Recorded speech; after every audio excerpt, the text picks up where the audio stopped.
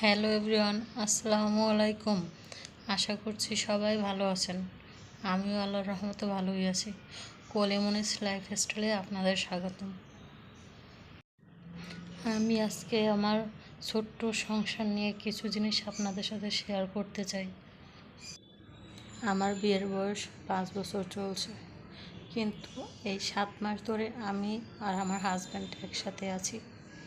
এমনও না যে সে দেশের বাইরে ছিল বা কিছু তার জন্য। হ্যাঁ, আমি ছিলাম গ্রামে শ্বশুর শাশুড়ির সাথে, আর সে ছিল ঢাকায়।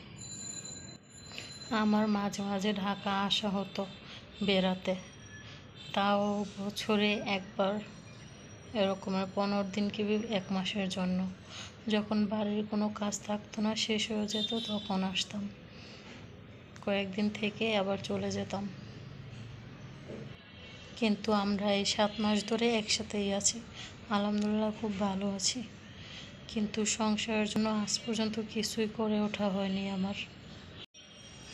এই হলো আমার ছোট্ট রুমের ভিতরে তেমন কিছুই নেই, আছে শুধু কিছু হাঁড়ি পাতিল রান্না বাড়া করে খাওয়ার জন্য, আর কিছুই কেনা হয়ে ওঠেনি। এই যে সব কিছু আমি এভাবে কার্টুনের ভিতরে করে বইরা রাখছি। আমার আজকে কিছু নাই, কি হয়েছে? ইনশাল্লাহ সব হবে একদিন। আল্লাহ কাকে কখন রাখে সেটা তো বলা যায় না। আল্লাহ যা করে ভালোর জন্যই করে। এই যে এই কার্টুনের ভিতরে আমার কিছু বাটা রাখা, যাতে চাল ডাল বিভিন্ন জিনিস আর কি, এটা আমার র্যাকের কাজ করে আর কি। আর সাইডে এই কার্টুনের ভিতরে কাপড় চোপড়, মানে আমার ছোটোখাটো ওয়ার্ড্রোব আর কি, এরকমই বলতে পারেন।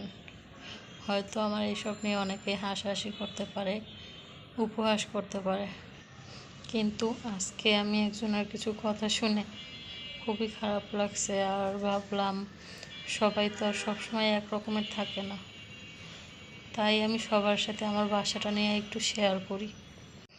মানে এই আর কি, আমার রুমে কি আছে, ভাবলাম যে একটু জার্নিটা একটু অন্যভাবে শুরু করি।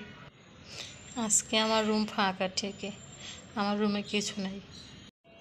আশা আছে আজকে থেকে আপনাদের সাথে টুকটাক কিছু শেয়ার করব, আর কি মনের ভারটাও কমবে, মানুষের কথাগুলো মন থেকে চলে যাবে। আমার আল্লাহ চাইলে একদিন আমার সব কিছুই হবে ইনশাআল্লাহ।